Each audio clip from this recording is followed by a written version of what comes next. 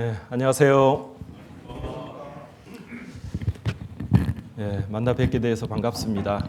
저는 용인교회에서 이렇게 신앙생활하고 있고 말씀을 전하고 있는 박창수라고 합니다. 처음 뵙죠? 태어나서 대구라는 도시를 처음으로 왔습니다. 그래서 이제 어제 우리 봉사의 형제님들 좀 만나 가지고 이제 대구, 이제 부산은 많이 들어봤는데 전라도 출신이라서요. 이제 대구는 잘 몰랐습니다. 대구 그러면 이제 사과뿐이 생각이 안 났는데요. 이제 어제 와가지고 야, 대구가 큰 도시고 이렇게 이제 많은 것이 이렇게 갖춰져 있는 거라는 것을 어제 알게 됐습니다. 저희 영인교회도 이제 대구에서 이사 오신 분들이 가끔 있거든요. 그래서 조금 이제 무시를 했는데 무시하면 안 되겠다고 생각이 됩니다. 에버랜드 하면은 뭐가 생각이 납니까? 용인 바로 생각나죠. 용인 하면 뭐가 생각이 납니까? 교육을 잘 받으셨네요. 에버랜드 나올 줄 알았는데 하여간 좀 짧은 시간 이렇게 좀 서로에게 유익되는 시간이 됐으면 좋겠습니다. 그럼 같이 기도하고 말씀 배우겠습니다. 우리를 구원해 주신 우리 아버지 하나님 감사를 드립니다. 아무 소망 없던 저희들에게 그 놀라운 천국에 들어갈 수 있는 산 소망을 허락해 주시고 또 주님의 몸된 교회 가운데 지금까지 지켜주시고 인도해 주신 거 진심으로 감사를 드립니다.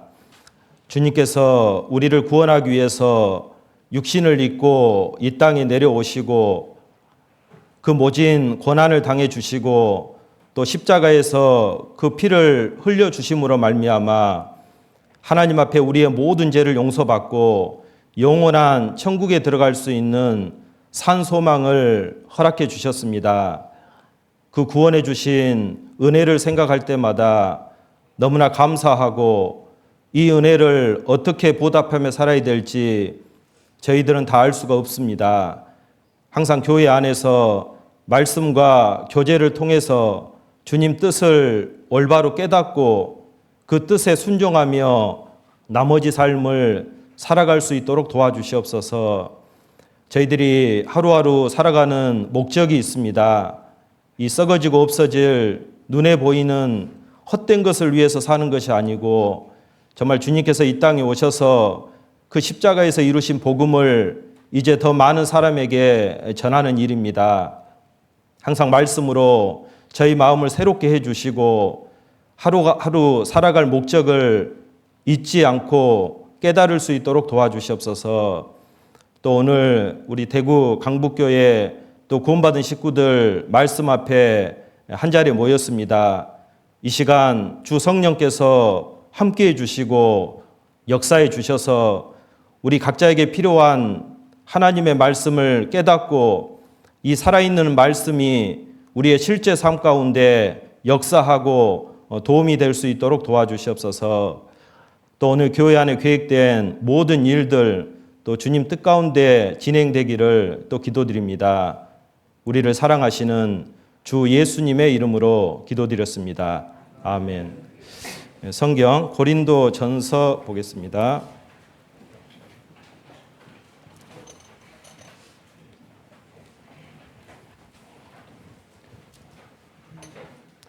고린도 전서 10장입니다.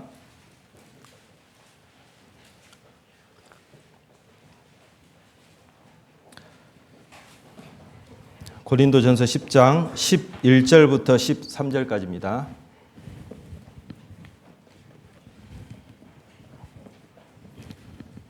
고린도 전서 10장 11절부터 13절까지 제가 읽어 드리겠습니다. 저희에게 당한 이런 일이 거울이 되고 또한 말세를 만난 우리의 경계로 기록하였느니라. 그런즉 선줄로 생각하는 자는 넘어질까 조심하라. 사람이 감당할 시험 밖에는 너희에게 당한 것이 없나니 오직 하나님은 미쁘사 너희가 감당치 못할 시험 당함을 허락지 아니하시고 시험 당할 즈음에 또한 피할 길을 내사 너희로 능히 감당하게 하시느니라. 거기까지 읽겠습니다. 예, 이제 처음 이렇게 만났고 또 앞으로 이제 어디서 이제 만날지 모르니까요. 좀 개인적인 좀 인사를 소개를 하고 좀 말씀을 배우도록 하겠습니다. 저는 이제 97년도에 이렇게 이제 처음으로 성경을 배우고 이제 구원을 받게 됐습니다. 이제 구원받기 전에는 이렇게 이제 성경을 이렇게 배워본 적도 없었고, 이제 뭐 교회 이렇게 다녀본 적도 없었고, 이제 하나님을 뭐 대적하지는 않았지만 어떤 신앙에 대해서 그렇게 관심도 없었고, 그냥 하루하루 이렇게 평범하게 이렇게 살아왔습니다. 근데 이제 우연한 기회에 그때 대학교 이제 4학년 때였는데요. 이제 대학 후배를 우연이 아니죠. 하나님의 인도 가운데 이렇게 만나게 되고 또 교회 안에서 또 성경 강연회가 있어서 또 이렇게 말씀을 듣게 됐습니다. 그래서 그때 이제 월요일부터 이렇게 말씀을 듣기로 했는데 월요일날 가기 싫더라고요. 그래서 안 갔습니다. 근데 화요일날 어떻게 또 저를 어디 있는지 알고 찾아와가지고 이제 붙잡혀 가지고 이제 갔거든요. 그래서 이제 제일 뒤에 앉으려고 했는데 그때 이제 강의실에서 말씀을 들었습니다. 근데 제일 뒤에 이제 앉아 있다가 상황 봐서 조용히 빠져나가야 되겠다 이제 이런 마음으로 앉아 있었는데 그때 말씀을 전하시는 분이 이제 앞자리가 좀 비어 있었나 봐요. 그래서 저 뒤에 있는 학생들 앞으로 와라고. 그래서 이제 앞으로 이제 가서 이제 중간에 빠져나가야 되겠다 하고 뒤를 돌아보니까 꽉 찼더라고요. 아, 큰일 났다. 2시간 한다고 하는데 어찌됐든 2시간은 이제 앉아 있어야 되나 보다. 이런 마음으로 좀 마음을 바꿨습니다. 그래서 이왕 왔으니까 한번 들어보자. 이제 성경이 베스트셀러라 그러고 교회 다닌 사람들이 성경을 믿고 예수님을 믿고 이렇게 천국 간다고 고백을 하는데 도대체 그런 게 무엇인가 보자 이런 마음이 이제 살짝 올라오더라고요. 그래서 제일 앞에 앉아 가지고 어찌됐든 말씀을 잘 들었습니다. 그래서 이제 첫날 못 듣고 이제 둘째 날 딱 말씀을 들으니까 이제 에덴 동산, 노아 홍수 이제 이런 이야기를 하더라고요. 물론 이제 교회는 안 다녔지만 뭐 에덴 동산, 노아의 홍수 이제 들어본 적은 있죠.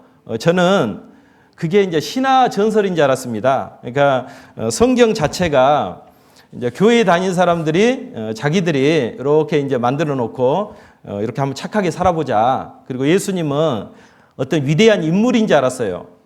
우리 이제 4대 성인이라고 그러잖아요. 저도 그렇게 믿었습니다. 아, 훌륭한 어떤 사람 중에 한 사람인가 보다. 그리고 예수님의 그 십자가의 죽으심은 희생 정신을 보여준 줄 알았어요. 그래서 죽음으로써 사랑을 이렇게 보여주셨나 보다. 그래서 교회 다니는 사람들이 저렇게 착하게 살려고 남을 도와주고 이렇게 착하게 살려고 노력하나 보다. 이제 이렇게 생각했습니다. 그런데 왜 이렇게 성경이 왜 이렇게 두꺼울까?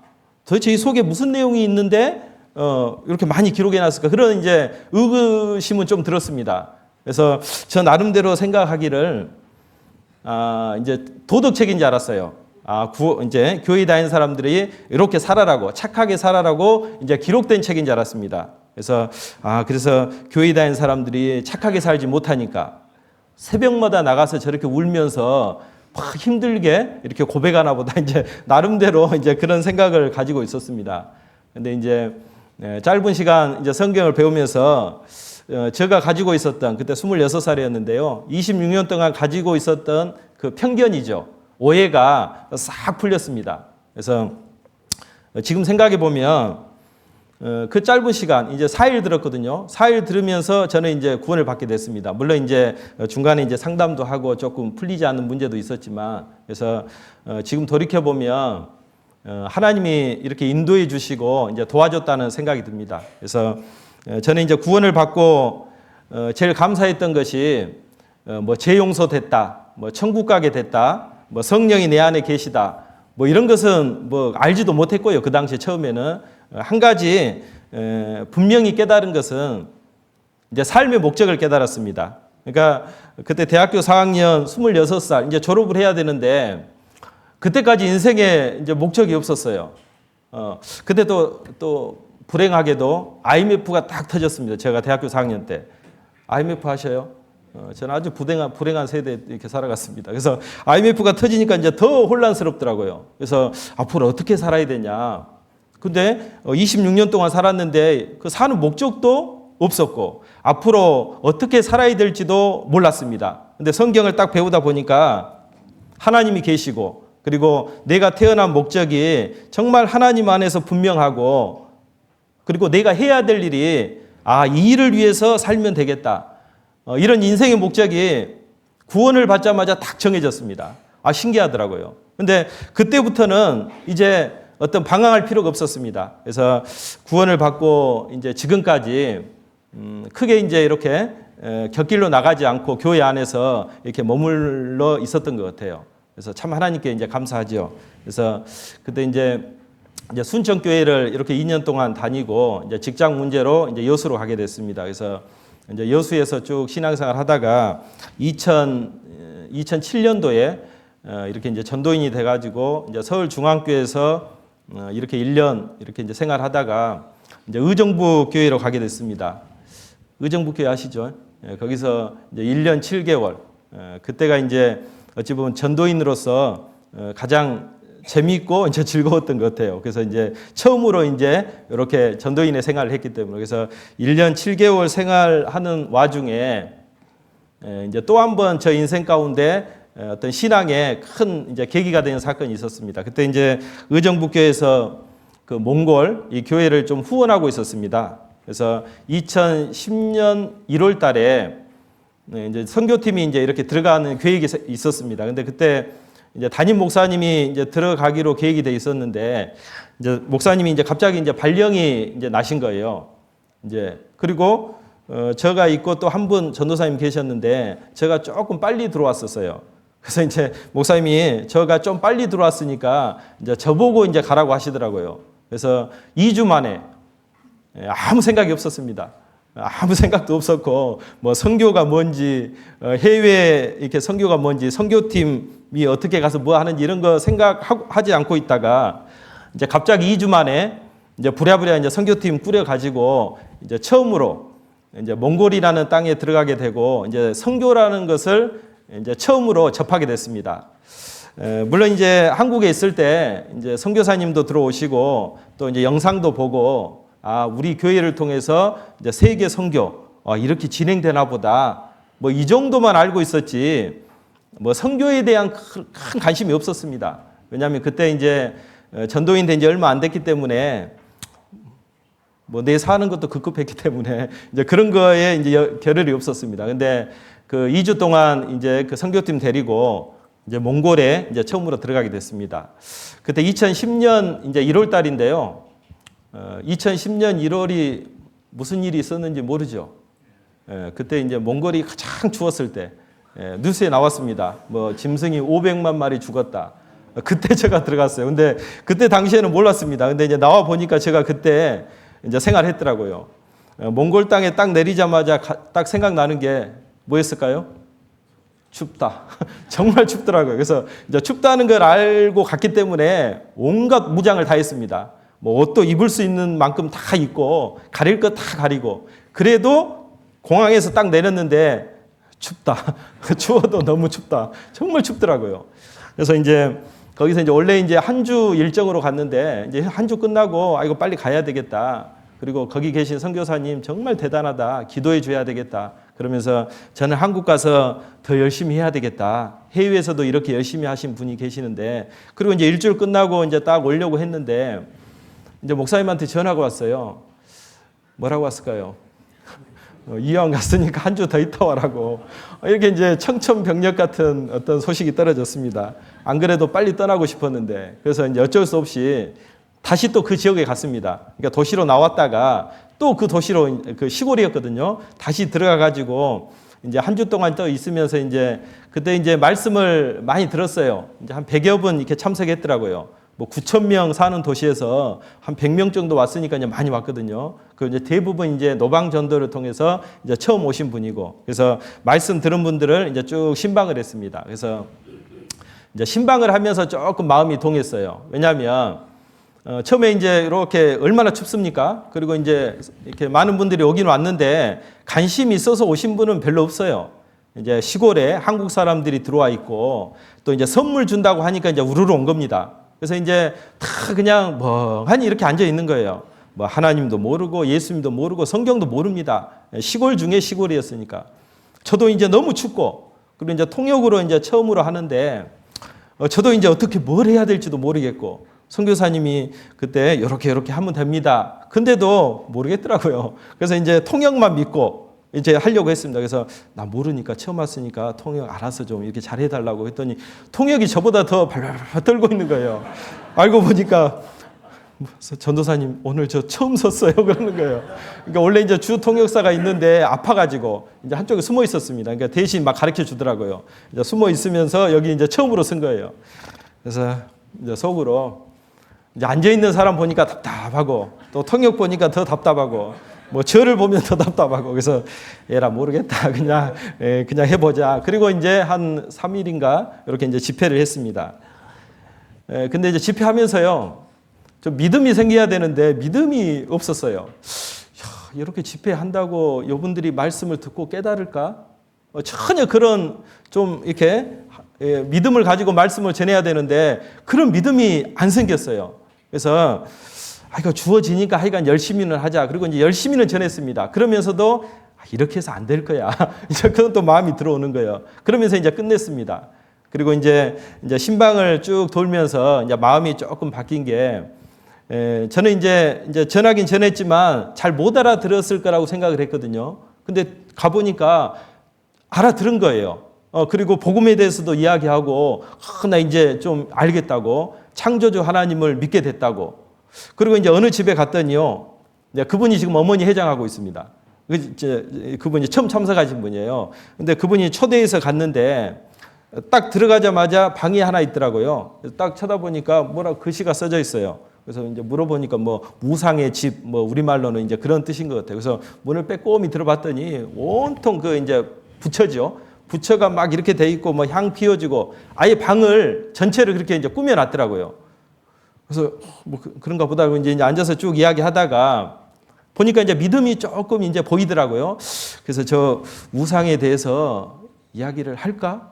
그냥 저게 치워버리라고 이야기를 할까? 또 괜히 이야기했다가 마음 상하면 어떡하지? 이제 혼자 막 이렇게 갈등이 생기다가 얘라 모르겠다. 내가 또 언제 올지 모르겠고 뭐 그 다음에는 선교사님이 알아서 하겠지 하면서 이제 그 우상 좀 이제 성경하면서 우상은 헛된 거라고 이게 하나님이 가장 싫어한 거고 이건 신이 아니다고 이거 한번 탁 넘어뜨려 봐라고 뭐 한 달 두 달에도 가만히 있다 이제 우상이 헛된 거라는 거 쭉 이야기해 줬어요.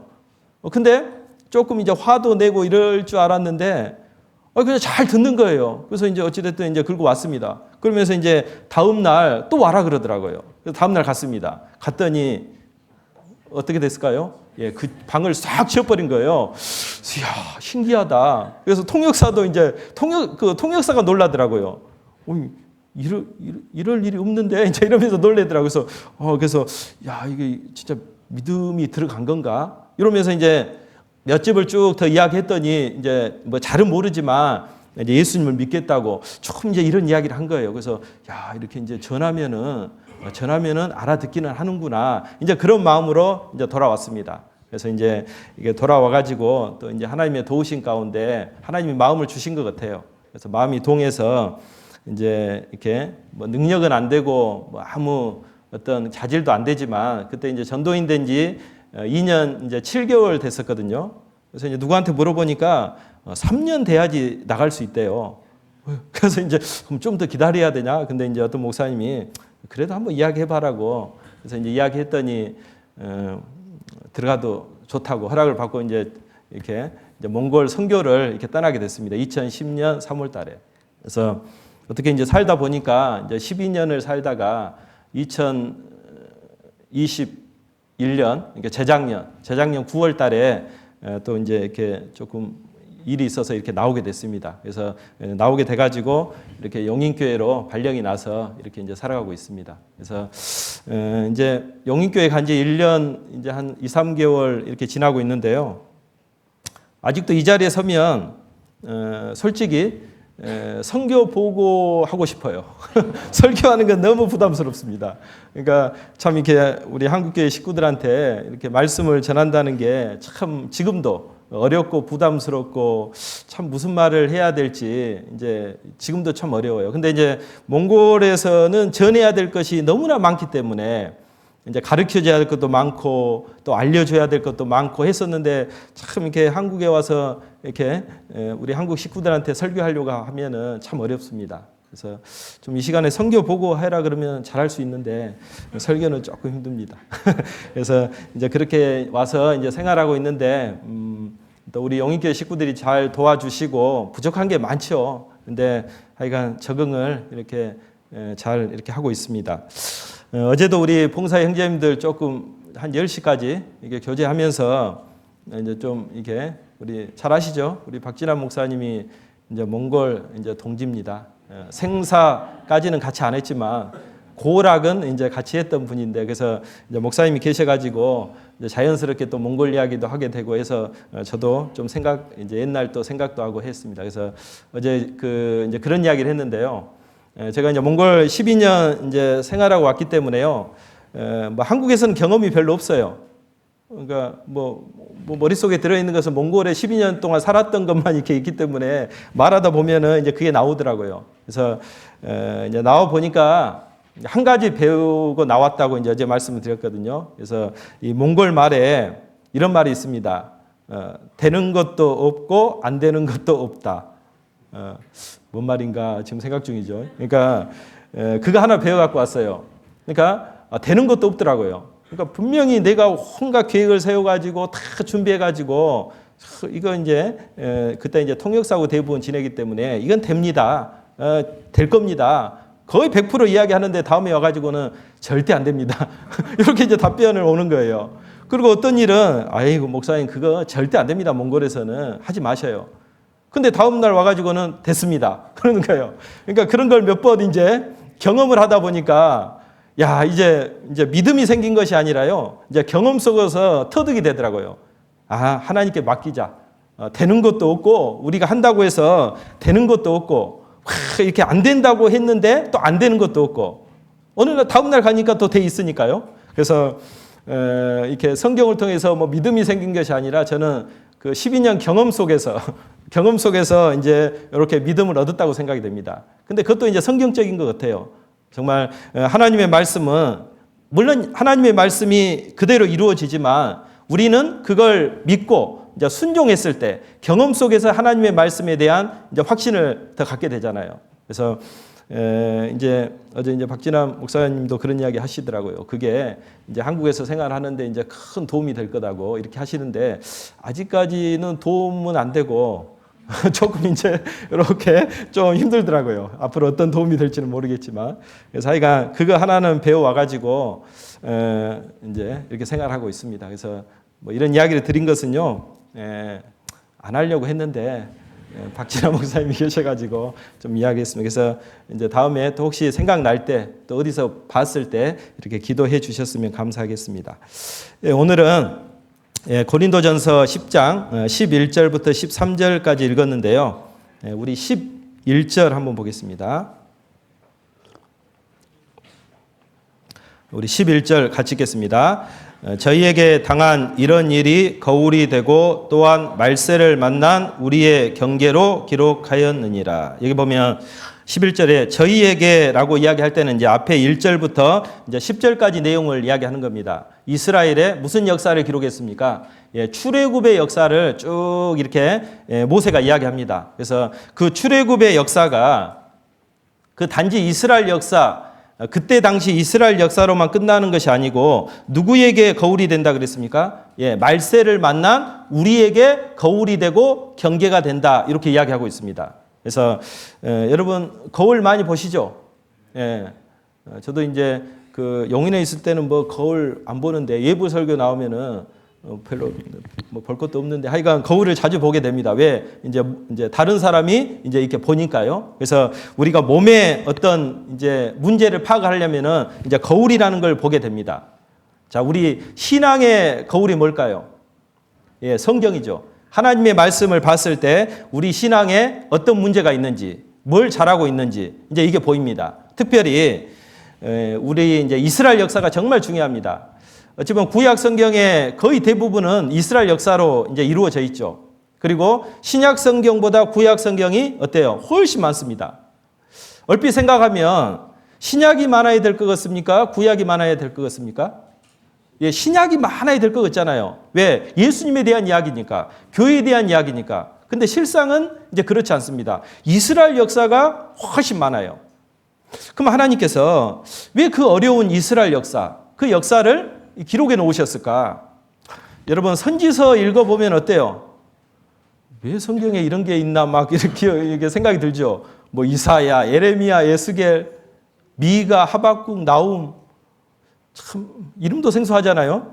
그리고 이제 그분들이 전했던 메시지를 읽어보면 공감이 됩니까? 무슨 말인지조차 이렇게 어렵잖아요. 근데 이런 내용들을 왜 기록해 놨을까? 그리고 열왕기 상하를 보면 많은 왕들이 나옵니다. 북이스라엘의 19명, 남유다의 몇 명입니까? 좀 찍어보세요. 20명. 한 40명 이상의 왕들의 역사가 쭉 기록이 되어 있습니다. 여러분 조선 왕들의 역사를 압니까? 태정태세 문단세. 뭐 대부분 그까지 끝나죠. 그리고 또 오직 아는 것은 오직 태조 이성계. 우리나라 역사도 참 이렇게 공부해도 어렵습니다. 그런데 그 이스라엘 역사를 왜 그렇게 참고하게 기록해 놓으셨을까? 우리가 그걸 알고 구약 성경을 읽었을 때 의미가 있습니다. 그래서 이 이스라엘 역사 가운데 가장 중요한 역사를 하나 뽑아라 그러면 무슨 역사일까요? 단연코 출애굽의 역사입니다. 그래서 구약 성경을 쭉 읽어보면 그 출애굽의 역사를 통해서 나타난 하나님을 계속 이야기합니다. 애굽 땅, 애굽에서 종살이하고 있었던 민족을 꺼낸 하나님이다. 이걸 강조를 하고 있습니다. 그래서 이 출애굽의 역사가 우리 현재 교회 시대에 살고 있는 우리에게 무슨 의미가 있을까? 아주 중요한 의미가 있습니다. 그래서 오늘 좀 그걸 이제 배워보려고 합니다.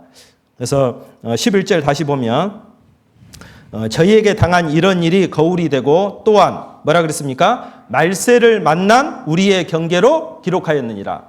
말세가 언제부터 말세일까요? 어떤 책을 보니까요. 그 초대교회 2000년 전에도 어른들이 말세다 이렇게 이야기했답니다. 그러니까 항상 말세죠. 성경적으로는 예수님이 이 땅에 오신 때부터 말세가 시작이 됩니다. 어찌 보면 우리 시대는 말세 중에 이제 말세, 정말 끝에 살고 있는 거죠. 그러니까 이 출애굽의 역사는 말세, 정말 교회 시대 마지막 때를 살아가고 있는 우리에게 꼭 필요한 교훈입니다.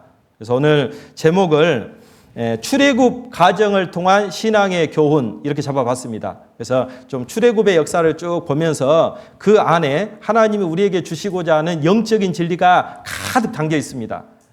뭐 다 이야기는 할 수 없고 이제 제가 쭉 보면서 좀 이렇게 좀 깨달아진 것들, 좀 이해된 것들 이걸 좀 말씀을 드려보도록 하겠습니다. 그 혹시 이런 말 들어보셨습니까? 신약은 구약 속에 감추어져 있고 구약은 신약 속에 드러나 있다. 들어보셨어요? 좀 이럴 때는 그냥 고개 끄덕끄덕 하셔요. 이런 말은 제가 도저히 할 수 없죠. 찾아보니까 저도 어디서 들었습니다. 근데 참 이게 맞는 말인 것 같아요. 성경 전체를 딱 한마디로 요약한 것이 신약은 구약 속에 감추어져 있었고 구약은 신약을 통해서 드러나고 있다. 그래서 어제 찾아봤습니다. 어제 이런 말을 누가 했을까 찾아보니까 우리 초대교회의 그 신학자 성 어거스틴, 아우구스티누스 그러잖아요. 정말 대단한 사람입니다. 그러니까 이 사람이 이제 이런 말을 했더라고요. 그래서 정말 성경이 두껍잖아요. 이 전체를 아주 요약해서 이렇게 말씀하고 있습니다. 구약은 모형이고 신약은 실체라는 걸 항상 생각하셔야 됩니다. 그래서 구약 가지고 무슨 교리를 만들면 될까요? 안 될까요? 절대 안 됩니다. 구약은 과정입니다. 신약을 통해서 하나님의 역사가 이제 완성이 되고 이제 이루어지는 거죠. 그래서 이 많은 이당들 보면은 어때요? 성경 전체 속에서 교리를 만든 것이 아니고 뭘 가지고 만들어요? 어떤 한 부분 또 구약 성경을 가지고 어떤 교리를 끄집어냅니다. 그러니까 이제 이 잘못된 가르침을 이제 전하게 돼 있죠. 그래서 우리는 신약과 구약과 신약 이걸 전체적으로 보면서 이제 성경을 보는 훈련을 가져야 됩니다. 예수님께서 이런 말씀을 하셨잖아요. 이 성경은 누구에 대해서 증거한다 그랬습니까? 내게 대하여 증거하는 것이로다. 그때 성경은 구약 성경입니다. 그러니까 구약 성경의 모든 주제는 누굴까요? 예수 그리스도입니다. 그래서 우리가 그 예수 그리스도를 정확히 알 때 뭐가 보이겠어요? 성경이 보이는 거죠. 그래서 우리가 예수님을 더 알아가면요. 구약 성경이 더 보입니다. 처음에는 구약이 어려워요. 그죠? 근데 신약은 쉬워요, 이제. 이렇게 복음에 대해서 기록이 되기 때문에. 복음을 알았기 때문에 이제 복음이 이해가 됩니다. 근데 이제 그 복음을 통해서 예수님이 누군가를 점점 알아가게 되면 뭐가 보일까요? 구약이 보입니다. 구약 속에 누가 보일까요? 예수 그리스도가 보이는 거예요. 그래서 그런 책도 있잖아요. 구약 속에 나타난 예수 그리스도. 그냥 구약 성경이 단지 그냥 역사, 그리고 뭐 예언 이런 걸 떠나서 그 안에 예수 그리스도가 들어있구나. 이걸 발견하게 됩니다. 그러니까 이제 구약 성경이 더 의미가 생기죠. 그래서 여러분 구약이 재밌습니까? 신약이 재밌습니까? 두 개 다 재밌어야 됩니다. 그래서 근데 이제 나는 이제 원래 처음에는 신약이 재밌었는데 이제 구약이 좀 재밌어질라 그러네. 신앙이 좋아진 거예요. 이제 예수님이 조금씩 이제 보이기 시작한 겁니다. 그래서 오늘 특별히 구약 그 역사 중에 이 출애굽의 역사 너무 중요합니다. 이것은 아무리 강조해도 지나치지 않습니다. 아는 내용 또 듣고 또 들어야 됩니다. 왜냐하면 그 이스라엘 역사는 교회의 모형이에요. 그리고 한 그리스도인의 모형입니다. 여러분 구약 성경을 읽을 때요. 이스라엘이라는 말 많이 나오죠. 유다, 뭐 에브라임 이런 말이 많이 나옵니다. 그러면 그 속에 누구를 집어넣으면 될까요? 예, 자기 이름을 집어넣으면 거의 틀림없습니다. 그리고 우리 대구 강북교회를 집어넣고 읽어도요. 큰 문제가 생기지 않습니다. 그래서 이 이스라엘 역사는 교회의 모형 그리고 구원받은 한 그리스도인의 모형으로 나타나기 때문에 굉장히 이제 중요한 의미를 가지고 있습니다. 여러분 구원받기 전에 신앙생활 하다가 구원받은 사람은 없죠. 그런 사람 없습니다. 우리는 이제 구원을 받고 신앙생활이라는 것을 이제 처음으로 시작하는 겁니다. 여러분 처음으로 하는 거니까 쉽겠어요? 어렵겠어요? 어렵죠.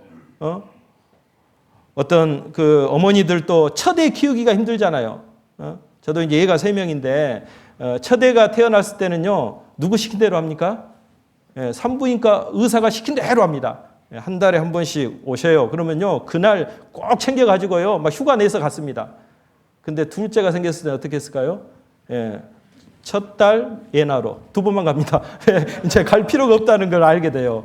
돈만 이렇게 되거든. 그러니까 이게 처음이 참 이제 힘든 거죠. 우리 신앙도 마찬가지입니다. 누가 우리가 신앙생활을 하다가 구원받고 또 신앙생활을 한 게 아닙니다. 하나님을 떠나서 아무 인생의 목적이 없이 성경도 모르고 예수님도 모르고 내 마음대로 살다가 그냥 구원을 받게 된 거예요. 그리고 이제 하나님과 동행하는 이제 천국 소망을 가지고 이제 순례의 길을 이제 떠나게 됩니다. 쉽지 않죠. 근데 하나님께서요. 어떻게 신앙생활을 해야 될지를요. 미리 다 기록해 놓으셨어요. 그게 뭡니까? 그게 이스라엘 역사예요. 그래서 너희들 이스라엘 역사를 보고 하면 된다. 잘했을 때 이스라엘 민족이 잘했을 때 그대로 하면 되고 이스라엘이 불순종했을 때 하나님이 하지 말라는 것은 안 하면 된다. 그걸 이스라엘 역사를 통해서 보여주는 거죠. 그래서 이스라엘 역사를 통해서 순종하면 뭡니까? 복을 주고 불순종하면 저주 내리고 이게 구약 성경의 골자입니다. 핵심이에요.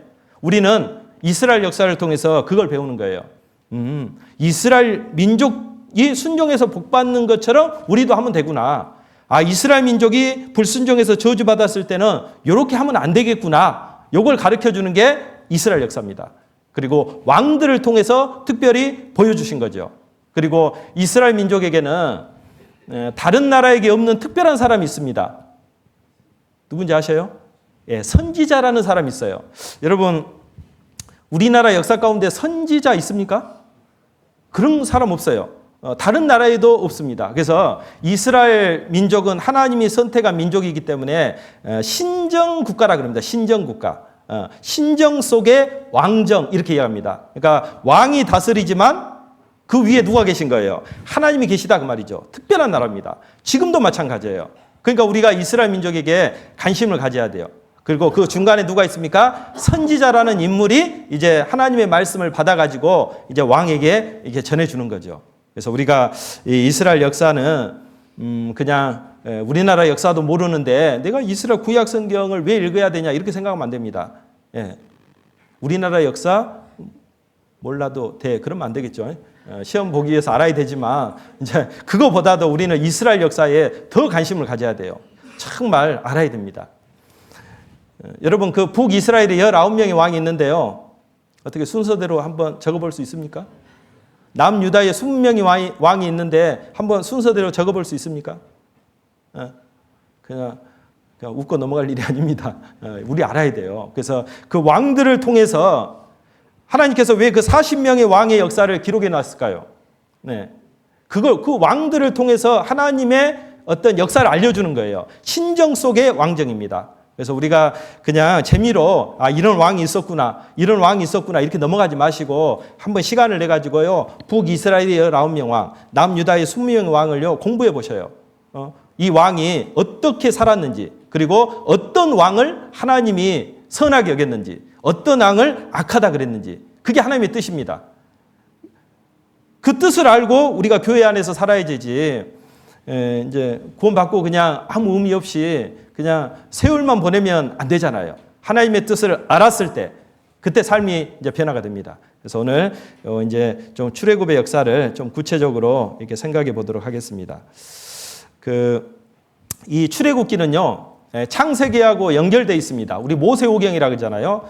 출애굽기의 제목을 보면요 항상 그리고라는 말이 있습니다. 그리고 무엇, 그리고 레위기도 그리고 뭐, 신명기도 그리고 뭐 이렇게 나옵니다. 그러니까 창세기부터 신명기까지는 연결이 다 된 거예요.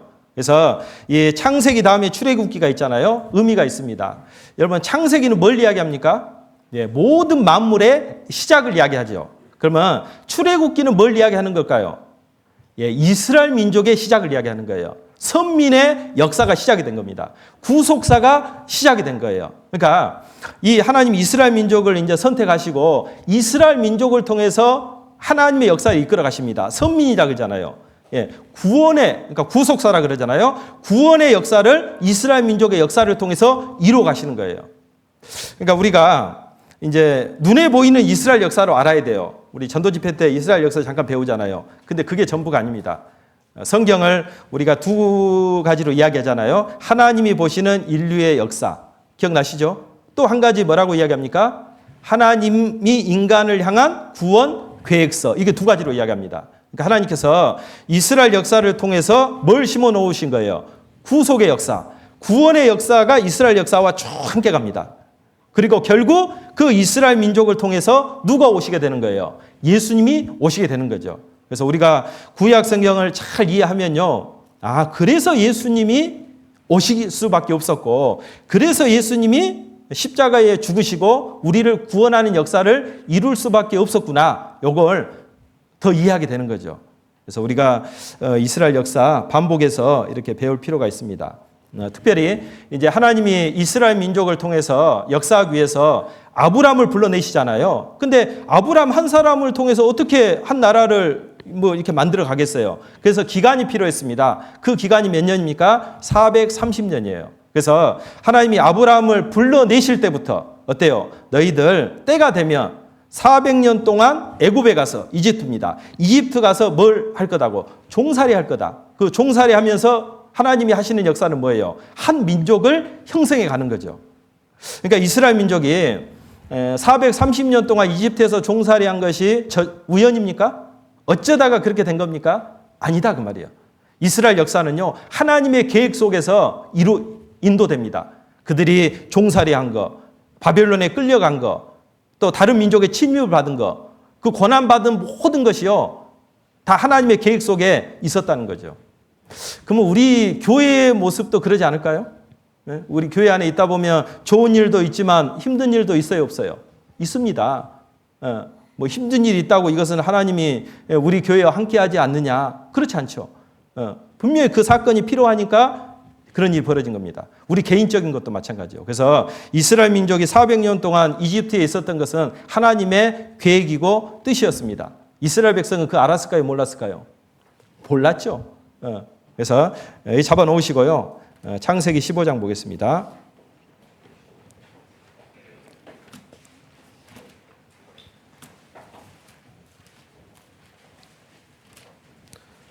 창세기 15장 13절입니다.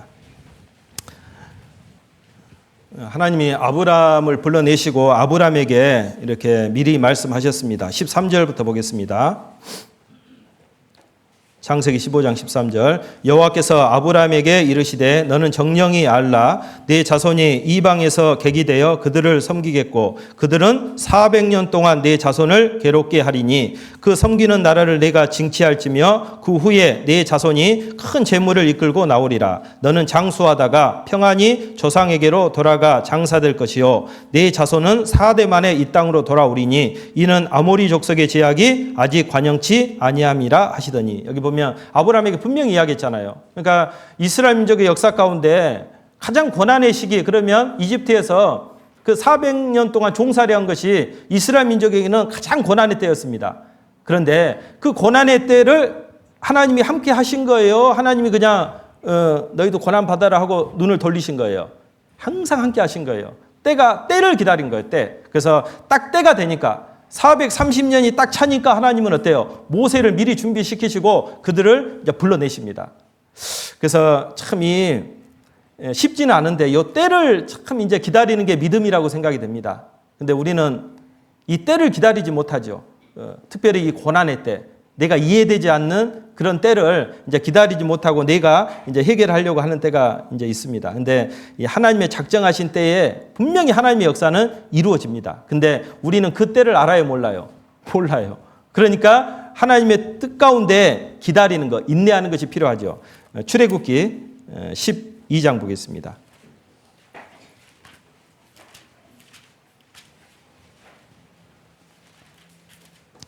40절입니다.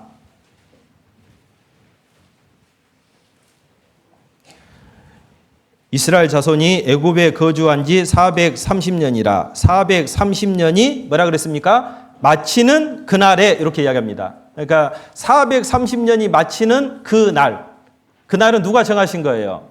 예, 하나님이 정하십니다.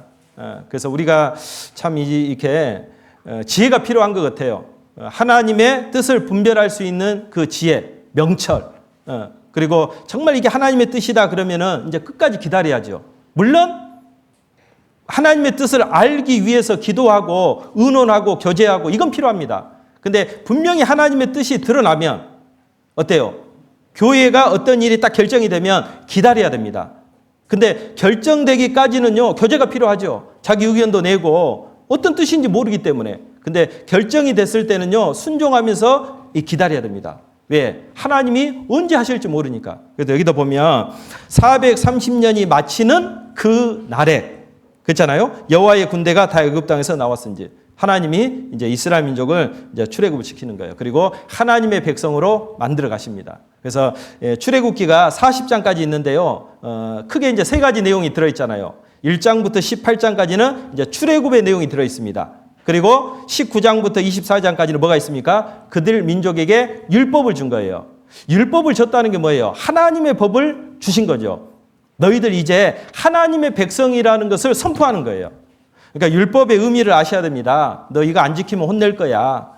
너 반드시 이거 지켜. 그게 아닙니다.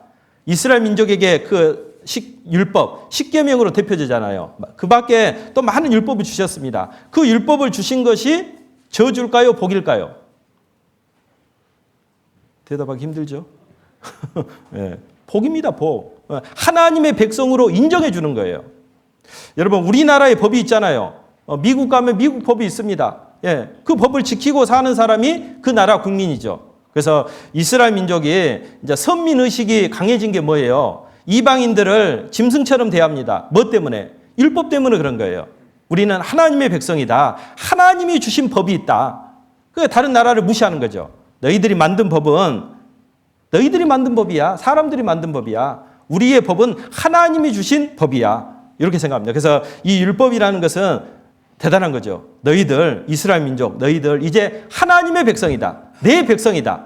내 법을 지키고 살면 내가 반드시 도와줄 거다. 이게 율법입니다. 좋은 거죠. 그리고 율법만 줬습니까?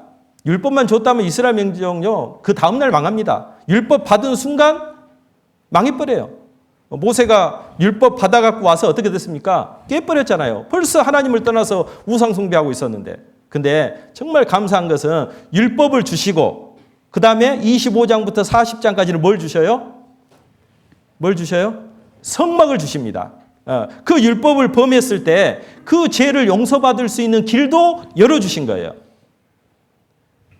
하나님과 동행할 수 있는 길을 그 성막을 통해서 알려주신 거죠.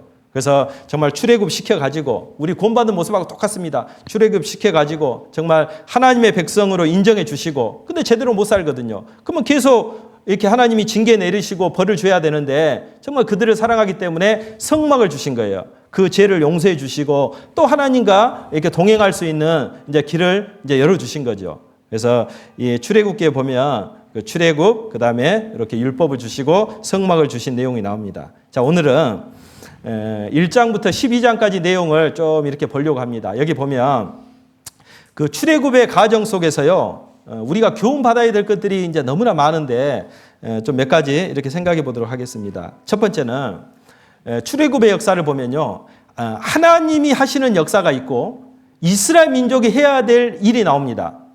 여러분 혹시 이런 말 들어보셨어요? 좀 어려운 말인데 하나님의 주권과 인간의 책임. 좀 깊게 들어가죠 이제. 하나님의 주권과 인간의 책임. 이게 성경 전체가 이야기하는 겁니다. 그래서 어떤 교회는 하나님의 주권만 강조하죠. 하나님이 다 하실 거야. 우리는 부패됐기 때문에 우리가 할 수 있는 것은 아무것도 없어. 우리는 그냥 맡기고 그냥 하나님이 시킨 대로 기다리면 돼. 하나님의 주권을 강조하는 교회가 있습니다. 장로교죠.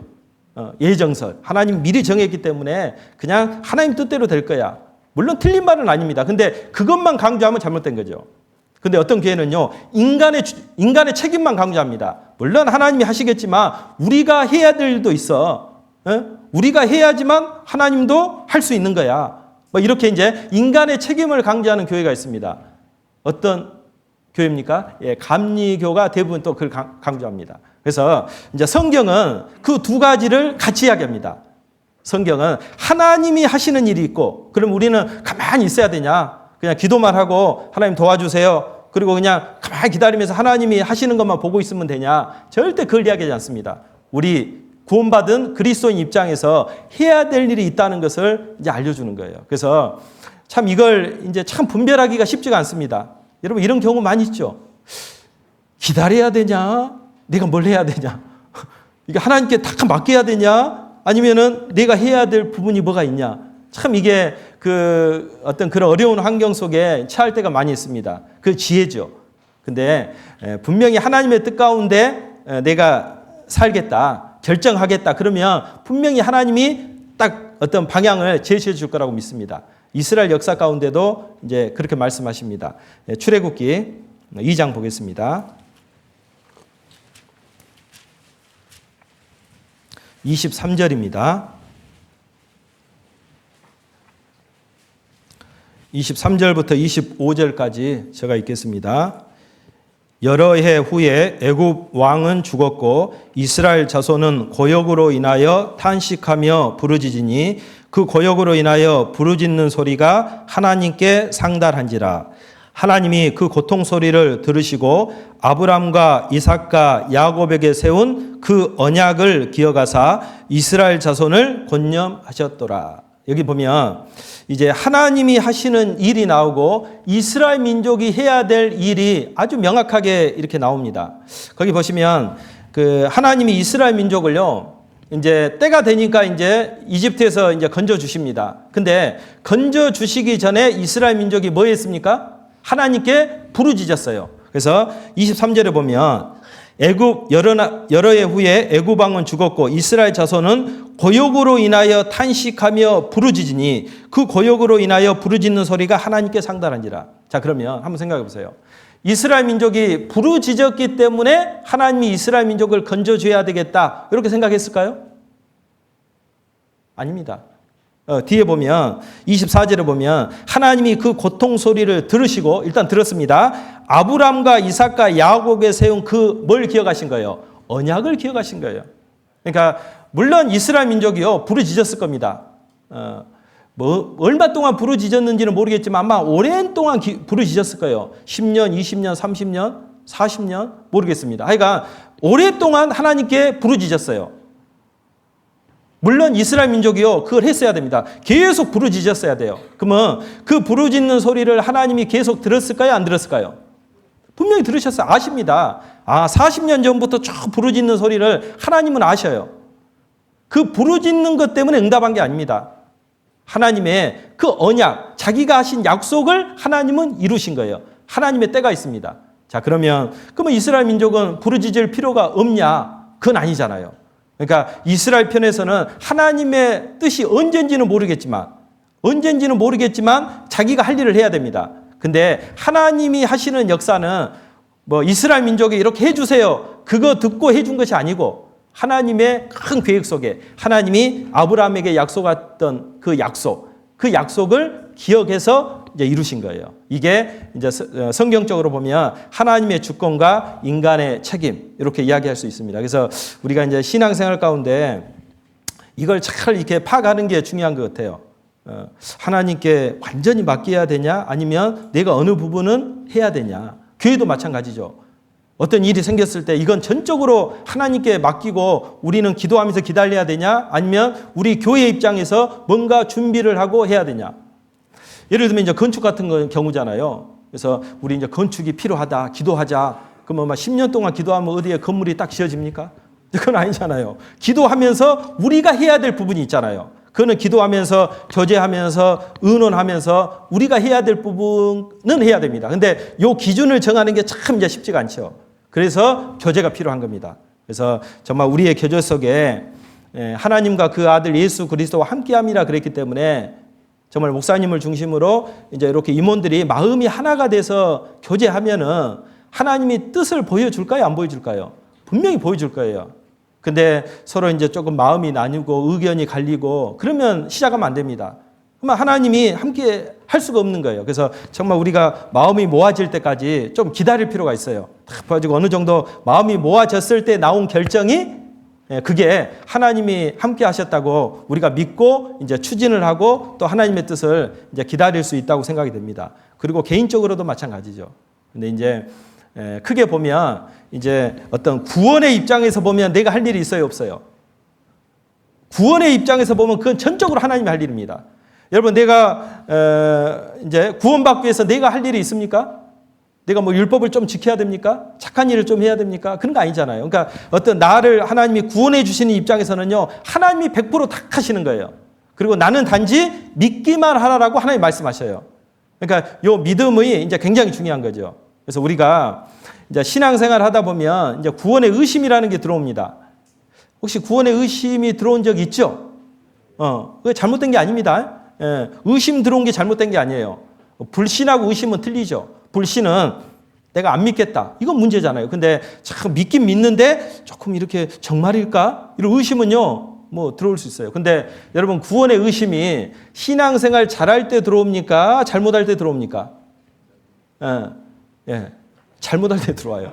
잘할 때는요, 구원의 의심 그런 거 생각도 안 합니다. 근데 교회도 좀 안 나가고, 좀 죄도 짓고, 이렇게 마음에 문제가 생기면, 이제 구원받은 사람은 첫 번째로요, 내가 구원 받았나? 이렇게 의심, 그리고 거기에 대한 확신을 가지려고 그런 마음이 들어옵니다. 그건 굉장히 좋은 거죠.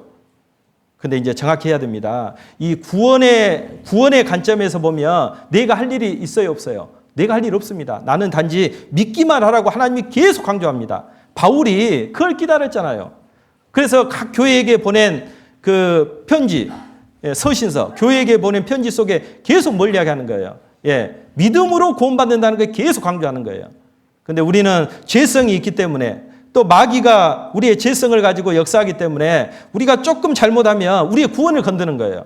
안 그렇습니까? 너 정말 구원 받았어? 구원 받은 사람이 어떻게 그럴 수 있어? 너 구원 받았는데 왜 전도 한 사람도 못해? 왜 너 구원 받았는데 오늘 죽으면 지옥 갈 사람한테 왜 복음을 못 전해? 너 확실치 않은 거야. 이런 여러 가지로 우리 죄성을 가지고 이제 건드는 거예요. 근데 정확히 해야 됩니다. 구원은 하나님의 주권 속에 속한 거예요. 맞죠? 하나님이 다 하셨어요. 십자가에서 다 이루었다. 우리는 그걸 믿으면 되는 거예요. 그리고 이제 생활적인 면은 이제 시간이 필요하고, 또 잘못된 거 있으면 고치려고 노력을 해야 되는 거지. 어떤 생활적인 문제 때문에 자기 구원과 연결시키는 것은 어리석은 거죠. 그리고 신앙생활은 어때요? 나의 의무가 있다고 이야기합니다. 구원을 뭐라 그랬어요? 이루라 그러잖아요. 이루라. 그래서 이거 정확히 하셔야 됩니다. 하나님의 주권, 우리 영혼 구원에 가는 것은 하나님의 주권 속에 속합니다. 내가 해야 될 거 뭐 0.1%도 없어요. 근데 이제 신앙생활 속에는 하나님과 성령이 우리 안에 오시고 내가 순종함으로써 이제 이루어갈 내용들이 이렇게 있습니다. 자, 그리고 이제 하나님이 이스라엘 민족을 건져내기 위해서 누굴 보냅니까? 예, 그 위대한 모세를 보냅니다. 근데 하나님이 모세를 보낼 때요, 모세가 막 처음부터 순종합니까? 하나님 왜 이제 오셨습니까? 나 다 준비됐는데 왜 이제 오셨습니까? 그러지 않습니다. 40년이 지나고 나서요, 이제 모세는 낮아질 때도 낮아진 거예요. 막 안 가려 그러잖아요. 고집 피운 게 아닙니다. 정말 자기의 연약함을 체감한 거예요. 40년 동안 이제 목동 생활을 했습니다. 40년 전에하고 다르죠. 몸도 늙고 지식도 없고 뭐 옛날에 싸움도 잘했겠죠. 근데 지팡이 갖고 다니면서 이제 싸움도 못해요. 그래서 하나님 부르는데 이제 굉장히 어떤 자기의 겸손한 이제 모습을 나타냅니다. 그래서 하나님이요, 모세를 부르면서요, 뭘 보여줘야 되겠어요?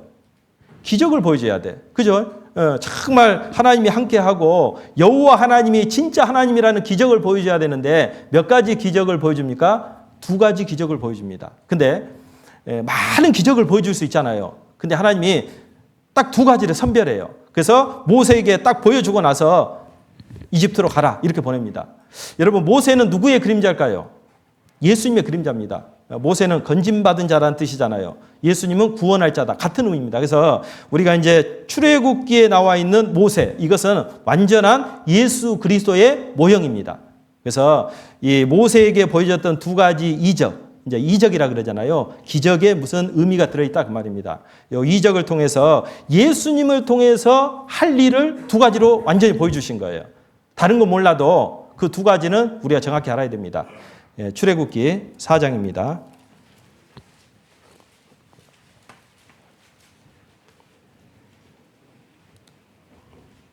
(4장) 2절부터 4절까지 제가 읽겠습니다.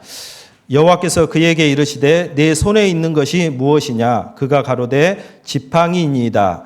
여호와께서 가라사대 그것을 땅에 던지라. 곧 땅에 던지니 그것이 뱀이 된지라. 모세가 뱀 앞에서 피하매 여호와께서 모세에게 이르시되 내 손을 내밀어 그 꼬리를 잡으라. 그가 손을 내밀어 잡으니 그 손에서 지팡이가 된지라. 이 이적을 하나님이 보여주십니다. 모세가 갖고 있던 지팡이를 던져라. 뭐가 됐습니까? 뱀이 됐어요. 왜 뱀이 됐을까요? 뭐 호랑이가 될 수도 있고 뭐 사자가 될 수도 있고 많은 짐승들이 있잖아요. 근데 하나님은 뱀을 선택한 거예요.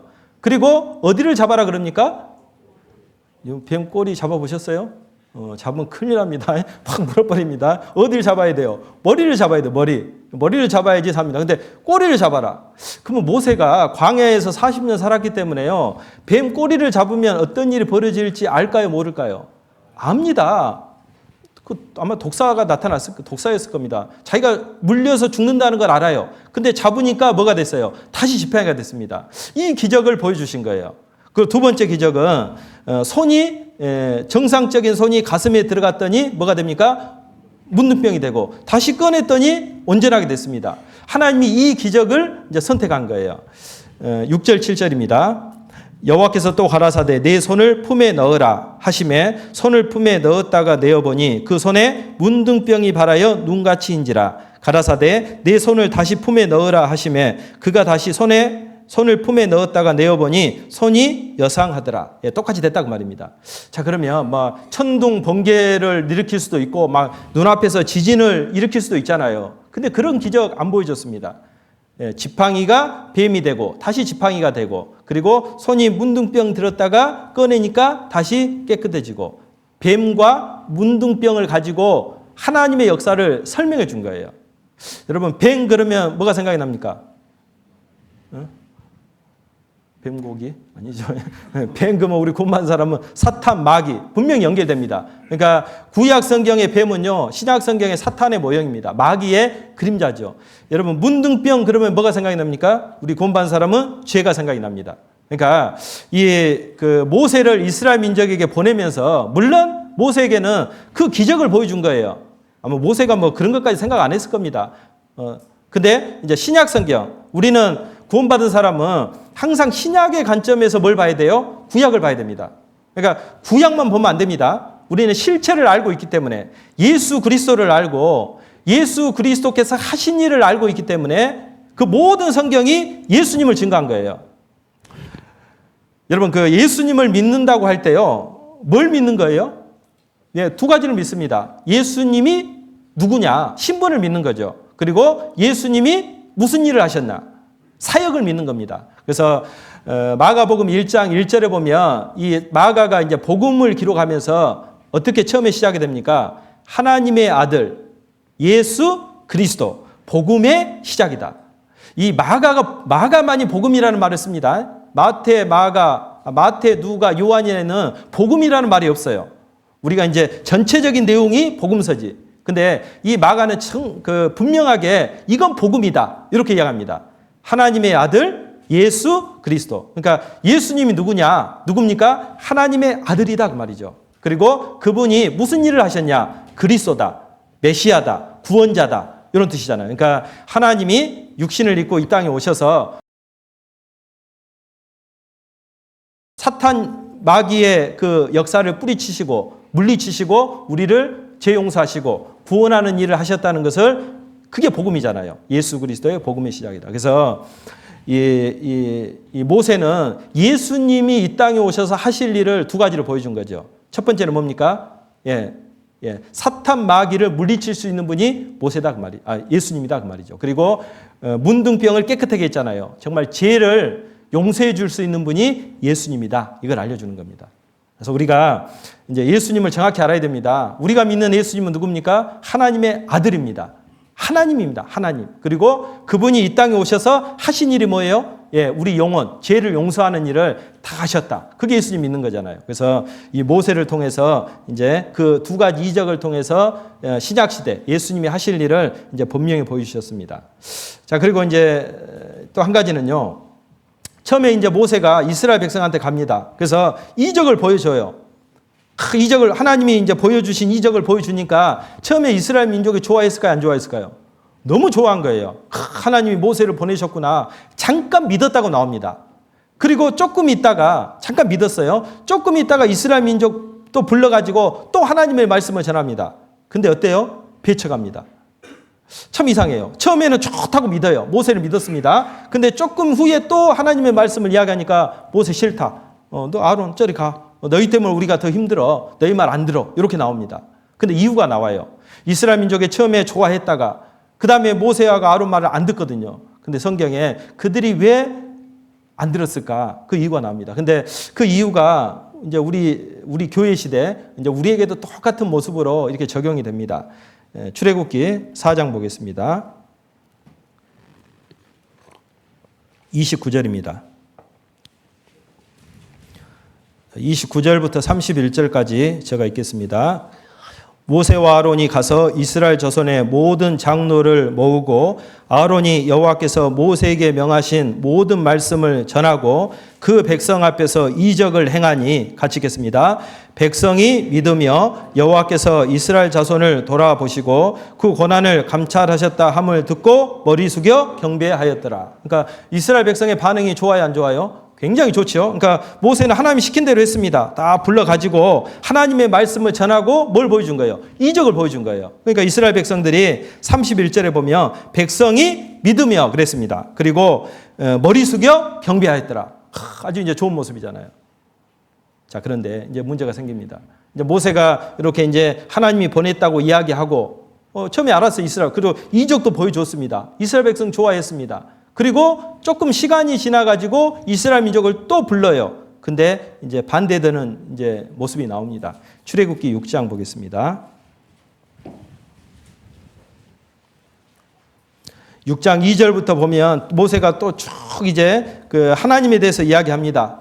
전능하신 하나님, 그리고 그들을 애굽에서 이렇게 이제 건져내 주신 하나님 쭉 이야기를 하면서 쭉 이야기를 하는데 이들이 듣지 않습니다. 7절 보겠습니다. 너희로 내 백성을 삼고 나는 너희 하나님이 되리니 나는 애굽 사람의 무거운 짐 밑에서 너희를 빼어낸 너희 하나님 여호와인 줄 너희가 알지라. 내가 아브람과 이삭과 야곱에게 주기로 맹세한 땅으로 너희를 인도하고 그 땅을 너희에게 주어 기업을 삼게 하리라. 나는 여호와로라 하셨다 하라. 같이 읽겠습니다. 모세가 이와 같이 이스라엘 자손에게 전하나 그들의 마음의 상황과 역사의 혹독함을 인하여 모세를 듣지 아니하였더라. 좀 이상하지 않습니까? 아까는 들었는데, 얼마 전에는 들었는데 왜 지금은 모세의 말을 듣지 않았다 이렇게 나옵니까? 그 두 가지 이유가 나옵니다. 두 가지 이유가 뭐예요? 마음이 상함과, 그죠? 그것도 한 가지는 뭡니까? 역사의 혹독함 때문에 모세 말을 듣지 않았다 이렇게 나옵니다. 자, 처음에 이제 이적을 보여줬더니요, 어때요? 처음에 좋아했어요. 믿었습니다. 근데 상황이, 이스라엘 백성들의 상황이 좋아졌습니까? 안 좋아졌습니까? 더 나빠진 거예요. 이제 바로가 더 힘들게 하고, 막 고역이 더 늘어나고, 막 되게 힘들어진 거예요. 상황이 좋게 바뀌면은 좋았을 건데, 상황이 이제 예전하고 더 안 좋아진 거예요. 출애굽기 5장 보겠습니다. 8절. 또 그들의 전에 만든 벽돌 수요대로 그들로 만들게 하고 감하지 말라. 그들이 게으름으로 소리질러 이르기를 우리가 가서 우리 하나님께 희생을 드리자 하나니 그 사람들의 고역을 무겁게 함으로써 수고롭게 하여 그들로 거짓말을 듣지 않게 하라. 그러니까 그들의 어떤 삶이 지금도 힘든데 괜히 모세 때문에 어때요? 예, 정말 이적을 좀 이렇게 붙잡았으면 하나님을 생각했을 건데 그거보다는 어때요? 눈에 보이는 자기 상황만 보다니까 더 안 좋은 거예요. 더 좋아질 걸로 생각했는데 안 좋아졌습니다. 19절.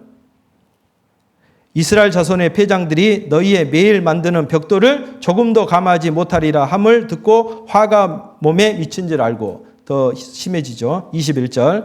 그들에게 이르되 너희가 우리로 바로의 눈과 그 신하의 눈에 미운 물건이 되게 하고 그들의 손에 칼을 주어 우리를 죽이게 하는도다. 여호와는 너희를 감찰하시고 판단하시기를 원하노라. 22절, 23절은 같이 읽겠습니다.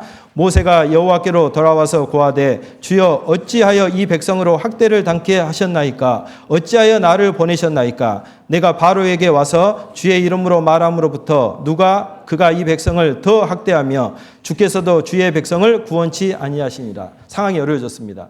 그럼 하나님이 왜 이렇게 좀 상황을 좋게 만들었으면 들었을 거 아니에요? 근데 왜 상황을 더 어렵게 만들었을까요? 왜 그랬을까요? 예, 더 큰 역사를 보여주기 위한 의도죠. 하나님은 뭐까지 보여줘야 됩니까? 예, 10가지 재앙까지 보여줘야 돼. 10가지 재앙을 통해서 하나님이 어떤 하나님인가를 보여주는 게 하나님의 계획입니다. 근데 이스라엘 백성은 모르죠. 모세도 몰라요. 하나님께 막 불평불만하잖아요. 근데 예, 이스라엘 백성들이 모세의 말을 듣지 않았던 것을 두 가지로 이야기하고 있습니다. 6장 9절에 보겠습니다. 모세가 이와 같이 이스라엘 자손에게 전하나 그들의 뭐라 했습니까? 마음의 상황과 역사의 혹독함을 인하여 듣지 않았습니다. 그러니까 이제 신약 시대에 우리도 이제 하나님의 말씀을 듣잖아요. 지금 말씀을 듣고 있습니다. 어떻게 말씀이 잘 들어오고 있습니까? 예.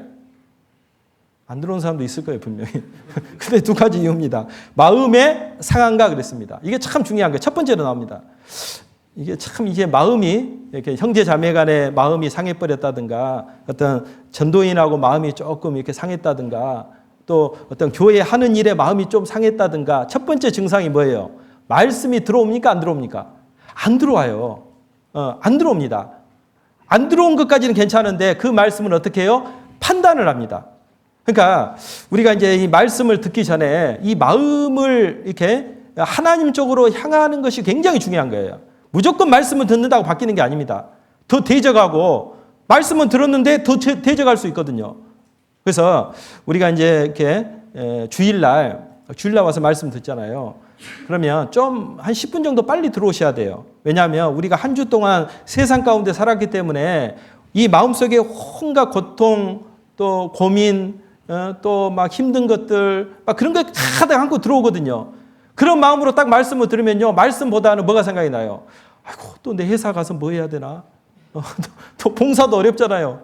끝나고 나서 또 뭐 봉사를 그러니까 이런 것들이 딱 들어오면 마음이 상하면은요, 말씀이 안 들어옵니다. 그래서 좀 빨리 오셔가지고요, 마음을 정리할 필요가 있어요. 마음이 상하면 안 됩니다. 마음을 부드럽게 만들어야 돼. 그래서 쭉 기도하면서 혹시 마음을 불편한 형제가 있다면 용서하고, 그리고 회사 일 또 뭐 말씀 끝나고 봉사 이런 것들은 이제 그때 생각하고 말씀을 잘 드려야 되겠다. 하나님 마음을 좀 이렇게 부드럽게 해 주십시오. 이런 게 필요합니다.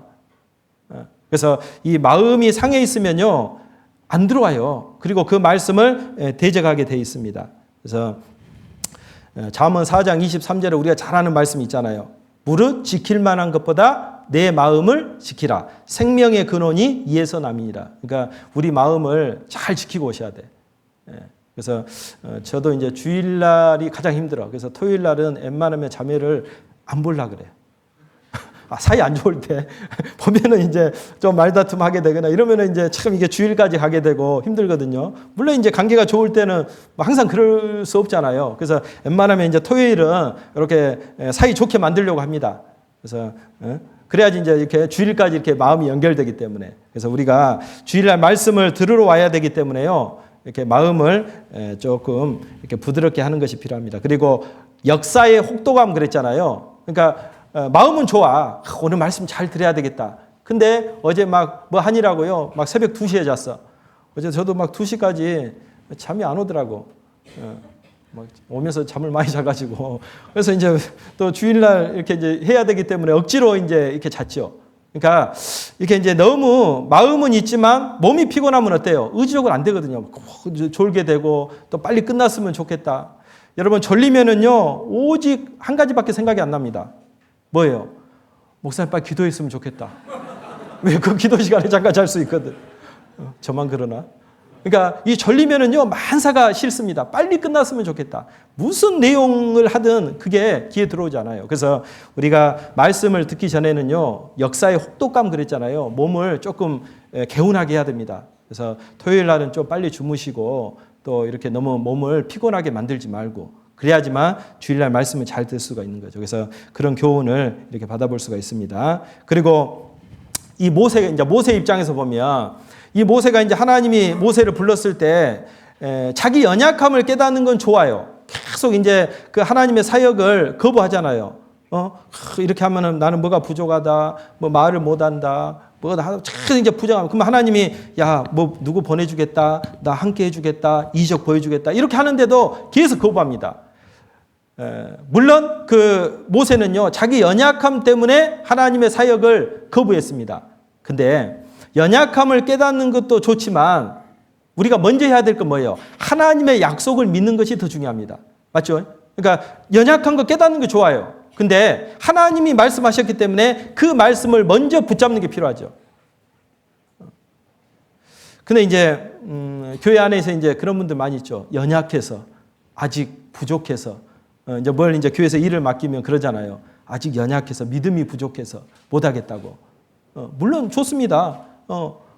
연약하죠. 우리가 하나님 앞에 다 연약할 수밖에 없죠. 근데 하나님이 도와주실 겁니다.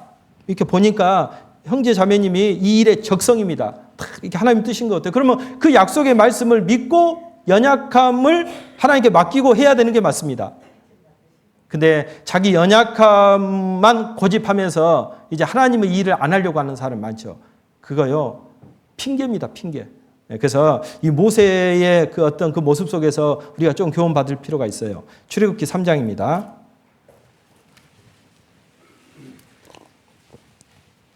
10절입니다. 이제 모세에게 처음으로 나타났잖아요. 3장 10절부터 12절까지 제가 보겠습니다. 이제 내가 너를 바로에게 보내어 너로 내 백성 이스라엘 자손을 애굽에서 인도하여 내게 하리라. 모세가 하나님께 고하되 내가 누구간데 바로에게 가며 이스라엘 자손을 애굽에서 인도하여 내리까? 이제 못 가겠다고 이야기하잖아요. 그러면 하나님이요, 다 이렇게 도와줍니다. 이제 답변을 줘요. 12절 같이 읽겠습니다. 하나님이 가라사대 내가 정녕 너와 함께 있으리라. 내가 백성을 애굽에서 인도하여 낸 후에 너희가 이 산에서 하나님을 섬기리니 이것이 내가 너를 보낸 증거니라. 자, 모세가 겸손하게 사양한 것은 잘한 거예요, 못한 거예요? 잘한 겁니다. 이게 진심이었거든.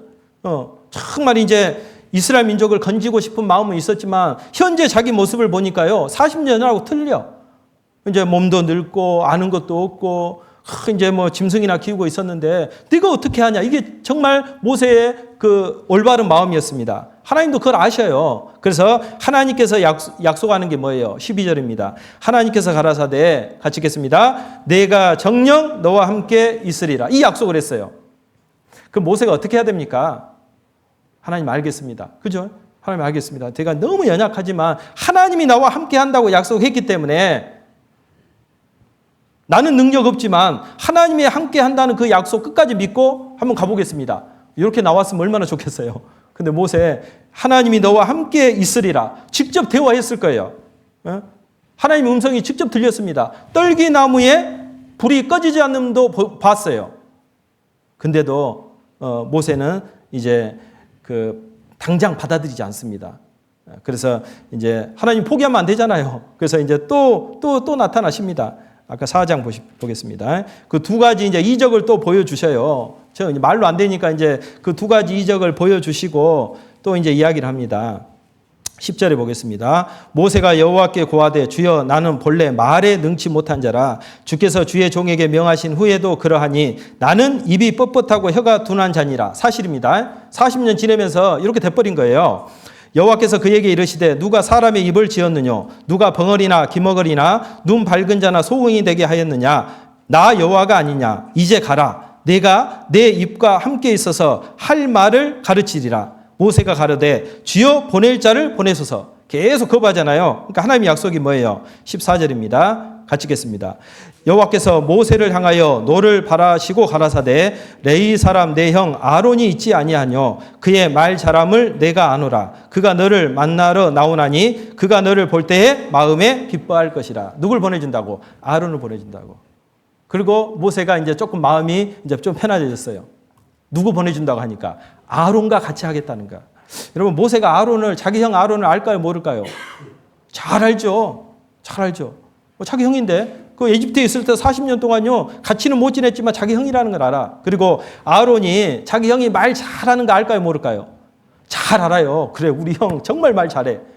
우리 형이 옆에 있으면 정말 내 이야기를 잘 해줄 거야. 이제 이런 어떤 이제 아론을 보내준다는 그 약속에 이제 마음이 조금 이제 이렇게 동하게 됩니다. 그런데도 이제 안 가요. 참 모세도 한 고집해요. 좀 고집은 있긴 있어야 돼. 이렇게. 근데 또 하나님이 또 이렇게 말씀하시죠. 6장 28절입니다.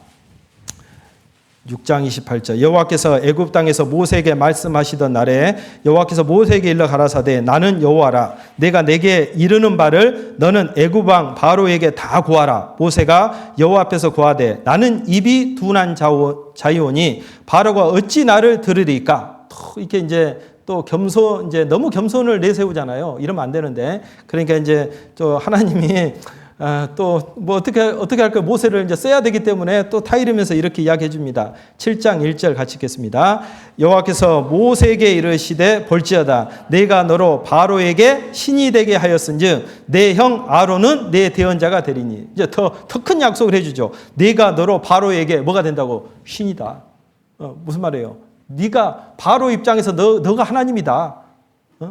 네가 하는 하나님의 역할을 네가 할 거다. 이렇게 약속을 해줍니다. 그러니까 이제 모세가 이제 안심하고 약속의 말씀을 딱 믿고 이제 가게 됩니다. 이제 가가지고요. 이제 10가지 이제 재앙을 내리게 되는데 여러분 10가지 재앙 많이 들어보셨죠? 근데 왜 10가지 재앙을 내렸을까요? 아니 내리려면 그냥 한 100가지 재앙 내려버리지. 너무 많으면 한 5가지 재앙만 내리지. 하나님이 10가지 재앙을 내립니다. 왜 10가지 재앙을 내렸을까요? 여러분 성경의 숫자의 의미가 굉장히 중요합니다. 유대인들은 숫자를 아주 중요시해요. 그 당시에는 숫자가 없었습니다. 그 알파벳이 숫자였어요. 그러니까 성경에 나와 있는 숫자, 특히 유대인들의 숫자의 개념은 굉장히 어떤 상징적인 의미를 갖고 있습니다. 특별히 3, 7, 10 이건 누구의 숫자예요? 하나님의 숫자입니다. 그래서 이 10이라는 숫자는 무슨 수입니까? 완전수예요. 여러분 손가락이 몇 개입니까? 더 있으면 좋지 않겠어요? 얼마나 유튜브 보니까요. 손가락이 6개더라고. 여기가 하나 더 있더라고요. 그리고 발가락도 6개예요. 12개입니다. 그런데 이 사람이 이제 손가락을 세는데 하나, 둘, 셋 이렇게 되더라고. 요 3개가 이렇게 안 돼요. 3개가 한꺼번에 이렇게 움직이는 거예요. 그러니까 물건을 잡는데 불편할까요? 안 불편할까요? 불편하더라고. 그러니까 손가락 6개면 더 좋을 것 같잖아요. 근데 안 되더라고. 하나님이 이렇게 5개, 10개, 10이라는 숫자는 완전수입니다. 전체입니다. 완전하게 전체를 이야기하는 거예요. 그래서 이 10가지 대항은 뭐냐면 애굽은 세상의 그림자잖아요. 하나님이 이 세상, 애굽을 완전히 심판했다는 것을 보여주는 게 10가지 재앙의 의미입니다. 그리고 여러분 10가지 재앙의 순서를 기억하십니까? 한번 해볼까요? 피, 개구리,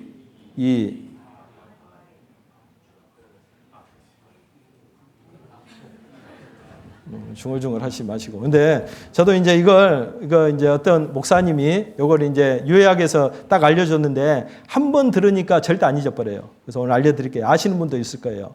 그래서 이걸 외울 때요. 피게이파. 일단 피게이파. 피, 개구리, 이, 파리. 피게이파. 이게 어떤 파예요, 파. 우리 뭐 지존파, 마카파처럼 이제 그렇게 외우라 그 말입니다. 이 피게이파가 있었어. 근데 이 피게이파가요, 어때요? 악독에, 악독, 악질, 독종. 그죠? 악독에. 우리 이제 그 전라도는 뭐 큰 일이 벌어지면요, 우매 그래요. 웜에 그럽니다. 또 경상도는 뭐라 그럽니까? 똑같나요?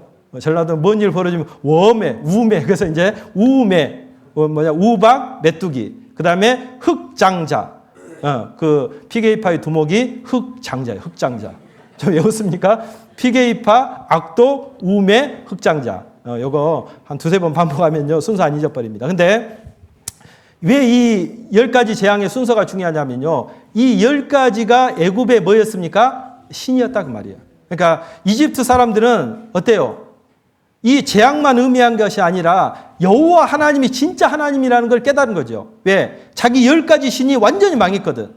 이 신들을 이제 모형, 우상으로 만들어 갖고 섬긴 거예요. 근데 이제 이 자기들이 섬긴 신이 아무 의미가 없구나, 자기를 도와줄 수 없다는 것을 하나님은 그 10가지 재앙을 통해서 이스라엘 민족의 하나님, 여호와 하나님이 참 하나님이라, 다른 신은 없다는 것을 이제 10가지 재앙을 통해서 이렇게 이제 보여주는 거예요. 근데 이제 중요한 게 있습니다. 이제 간단히 보겠습니다. 그 10가지의 재앙을 딱 보면요, 반응이 나와요. 모세의 반응이 나오고, 바로의 반응이 나오고, 이스라엘 백성의 반응이 나옵니다. 각각 다릅니다. 그래서 하나님이요, 그냥 뭐 피, 개구리, 이, 파리 이런 재앙이 있었다 이렇게 끝난 것이 아니고, 이런 재앙이 있을 때 어떤 그 반응이 일어나는가를 자세히 기록을 합니다. 여러분, 이 파라오는 누구의 그림자입니까? 마귀의 그림자예요. 이스라엘 백성은 구원받은 그리스도인의 그림자입니다. 모세는 예수님의 그림자예요. 그러니까 이 모세가 이제 하나님의 역사를 딱 나타냈을 때 이스라엘 백성의 반응이 나오고, 그 다음에 파라오의 반응이 나와요. 이 파라오는 마귀의 그림자예요. 그러니까 하나님의 역사가 나타났을 때 이 마귀가, 지금 교회 시대도 마찬가지입니다. 이 마귀가 어떻게 교회 안에서 역사하는가를 쭉 보여주는 거예요. 그래서 이걸 보면은 이제 큰 교훈을 받을 수가 있습니다. 간단히 보면요, 이 5가지 재앙까지는요, 바로가 자기 마음을 강팍히 했다고 나옵니다. 하나님이 처음부터 바로 마음을 강팍히 한 게 아니에요. 자기가 5가지 재앙까지는 안 듣는 거예요. 근데 6가지 재앙부터는 어떻게 나옵니까? 하나님이 바로의 마음을 어떻게 해요? 강팍히 하사, 이렇게 나옵니다. 그러면 이제 오해하면요, 하나님이 바로의 마음을 막 강팍히 해가지고 이렇게 말을 듣지 않게 했지 않냐? 그게 아닙니다. 처음에 5번의 기회를 줘요. 5번의 기회 동안 바로가 자기 마음을 강팍히 합니다. 그러니까 하나님이 6번째 재앙부터는 어때요? 내어버려 두는 거예요. 네 마음대로 해. 그게 강팍히 하사, 이렇게 표현을 한 겁니다. 그러니까 이걸 보면 우리도 마찬가지예요. 여러분, 내가 하나님께 불순종하고 있는데 아무 문제가 일어나지 않습니까? 좋은 게 아니에요. 하나님이 어찌 보면 내 마음을 강팍히 해버린 거예요. 내어버려 두사, 네 마음대로 해. 버려버리는 거하고 똑같습니다. 그러니까 우리가 어떤 하나님의 뜻에 불순종했을 때 내 삶 속에 문제가 생기는 게 좋은 거예요, 안 좋은 거예요? 좋은 거예요. 평안할 때는 괜찮습니다. 근데 내가 어떤 신앙에 문제가 생겼을 때, 그때 내 삶 속에도 문제가 생겨야 돼. 마음도 불편하고 집안에 문제가 생기고, 그것이 뭔 뜻입니까? 하나님이 내 삶 속에 개입하고 있다 그 말입니다. 그래서 기회를 주십니다. 하나님이 5번째 재앙까지 바로에게 기회를 줬어요. 안 돌이키죠. 네 마음대로 해. 이게 바로의 마음을 강팍히 하사. 아주 이제 더 이제 위험한 거죠. 그리고 출애굽기 9장은 보겠습니다. 9장.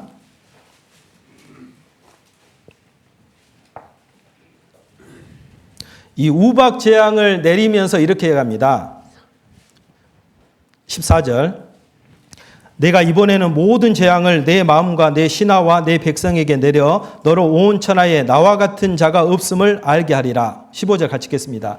내가 손을 펴서 온욕으로 너와 내 백성을 쳤다면 내가 세상에서 끊어졌을 것이나 내가 너를 세웠음은 나의 능력을 내게 보이고 내 이름이 온 천하에 전파되게 하려 하였습니다. 그러니까 지금 우박 재앙을 내리면서 뭘 이야기하는 거예요? 내가 온욕으로 했다면 너희는 완전히 망했을 거다. 근데 온욕 재앙, 전염병입니다. 온욕 재앙은 어때요? 좀 참겠다. 좀 이렇게 말씀하시는 거예요. 근데 그 요한계시록 6장에 보면요. 여섯 개 인을 뗄 때에 그 순서가 나옵니다. 그러니까 7년 환난 동안 있을 일을 요한계시록 6장에다가 다 요약을 한 거거든요. 근데 네 번째 인을 뗄 때요. 청황색 말이 나옵니다. 그게 사망이 찾아온다고 나와요. 전염병입니다. 그러니까 이게 7년 환난 때 하나님이요. 이제 전염병으로 이제 멸망시키는 거예요. 근데 이제 우리 시대에 하나님이요. 보여주신 거예요. 잘 알잖아요. 코로나, 팬데믹이라고 하잖아요. 그냥 한 지역에만 벌어진 게 아니라 전 세계적인 전염병을 한번 보여주는 거예요. 이게 뭘까요? 이게 전염병은요, 그 이스라엘 백성들은 전염병을 하나님이 주신 질병으로 깨달았습니다. 전염병이 일어나면 이제 하나님이 저주 내렸다. 이제 이렇게 받아들였거든요.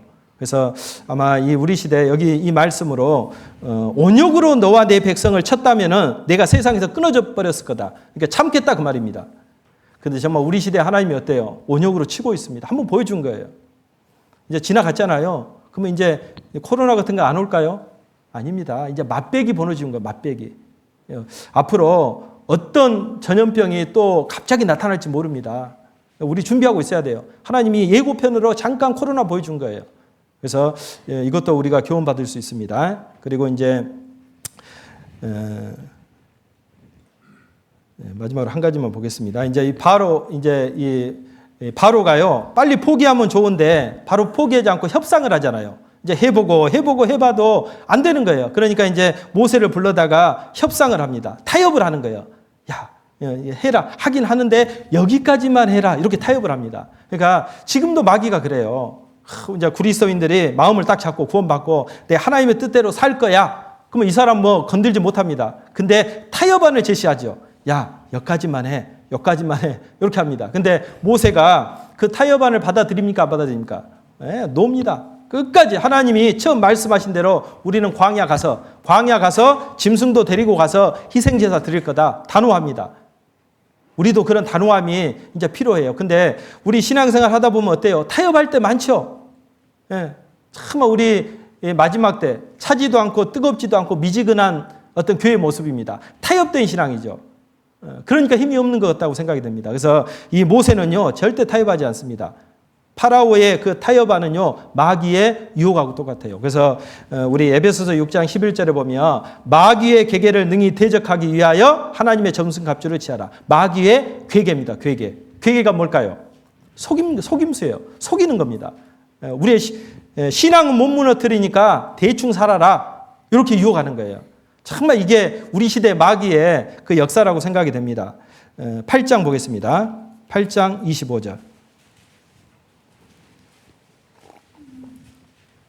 같이 읽겠습니다.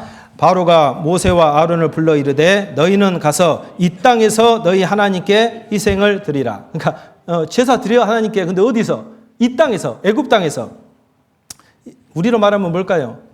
가까운 교회 다녀 뭐 그런 거죠. 뭐 멀리까지 갈 필요 있어. 교회 많은데 이 땅에서 다 같은 교회니까 가까운 교회 나가. 뭐 이런 거하고 비슷할 수가 있습니다. 그리고 멀리 가지 마. 그러면 이제 가긴 가는데 멀리 가지 마라. 이렇게 갑니다. 28절. 바로가 가로되 내가 너희를 보내리니 너희가 너희 하나님 여호와께서 광야에서 희생을 드릴 것이나 같이 읽겠습니다. 너무 멀리는 가지 말라. 그런즉 너희는 나를 위하여 기도하라. 멀리 가지 말라는 게 뭘까요? 야, 열심히 하지 마. 그냥 대충 해. 구원 받았으니까 그냥 대충 하면 돼. 뭘 그리 열심히 하려 그래. 마귀가 우리 마음에요. 순간순간 그래서 속삭입니다. 하나님은 열심을 내고 주를 섬기라 그랬는데 너무 열심히 하면 그렇게 고난 받을 필요 있어. 그리고 이제 남자들만 가라 그러잖아요. 10장 11절입니다. 10장 11절. 자, 같이 읽겠습니다.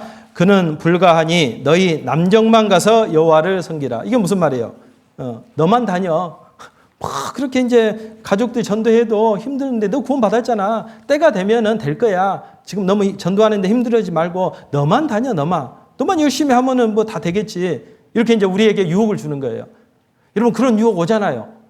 전도하다 보면 전도가 힘들잖아요. 특히 가족들. 그러니까 이제 그래 나라도 열심히 해야지. 자기 열심히 하는 거 가지고 위안을 삼습니다. 그래 나라도 열심히 하잖아. 그 마귀의 유혹입니다. 그리고 마지막으로 짐승은 놔두고 가. 너희 사람만 나가 그러잖아요. 24절 같이 읽겠습니다. 바로가 모세를 불러서 이르되 너희는 가서 여호와를 섬기되 너희 양과 소는 머물러 두고 너희 어린 것은 너희와 함께 갈지르다. 그러니까 짐승은 놔두고 가. 무슨 말이에요? 너무 희생하지 마. 이런 거 희생하지 마. 막 이렇게 막 건축 헌금을 하고 막 11조를 하고 뭐 희생하려 그래. 너무 그러지 마. 이런 겁니다. 짐승은 놔두고 가. 이런 겁니다. 그래서 이렇게 이제 출애굽 과정을 쭉 보면은 이 마귀 역사가 나옵니다. 그리고 모세는 예수님의 그림자예요. 지금 교회 안에 성령의 역사잖아요. 그 하나님은요, 성령은 교회 안에서 어때요? 하나님 말씀대로 합니다. 맞죠? 그럼 우리는 어떻게 해야 되겠어요? 우리도 하나님의 말씀대로 쫓아갔을 때 교회가 마귀 유혹에 빠지지 않죠. 잘못하면 타협될 수 있습니다. 교회가. 왜? 사람들의 생각을 듣고 어떤 말씀의 뜻은 분명한데 이제 사람들의 생각이 여러 가지 생각이 있으니까 이제 그런 생각을 쫓아가다 보면 하기는 해요. 교회를. 근데 타협된 일을 할 수가 있죠. 그러면 하나님의 역사가 제대로 이제 안 일어날 수가 있습니다. 그래서 우리가 이 출애굽의 어떤 10가지 재앙의 그 과정 속에서 한번 살펴보셔요. 마귀가 파라오가 어떻게 했는지, 그 다음에 모세는 어떤 자세를 취했는지, 그리고 이스라엘 백성은 어떤 자세를 취했는지, 그리고 애굽 사람도 나옵니다. 애굽 사람은 어떤 모습을 취했는지 이걸 쭉 적어서 이렇게 보면 분명해집니다. 우리가 정말 교회 안에서 어떻게 행해야 될지가 이렇게 눈에 보입니다. 그래서 출애굽 과정을 통해서 이런 교훈을 좀 받는 시간이 됐으면 좋겠습니다. 같이 기도하겠습니다. 하나님 아버지 감사를 드립니다. 오늘 주일 또 우리 구원받은 식구들 한자리에 불러주시고 또 하나님의 말씀을 통해서 또 교훈해 주신 거 감사를 드립니다. 저희들 주님이 작정하신 역사의 마지막 때를 살아가고 있습니다. 정말 하루하루 어떻게 살아야 될지 항상 교훈해 주시고 정말 헛된 것에 마음을 뺏기지 않고 영원한 것을 볼 수 있는 믿음을 또 가질 수 있도록 도와주시옵소서. 무엇보다도 정말 멸망으로 떨어지는 영혼들이 너무나 많이 있습니다.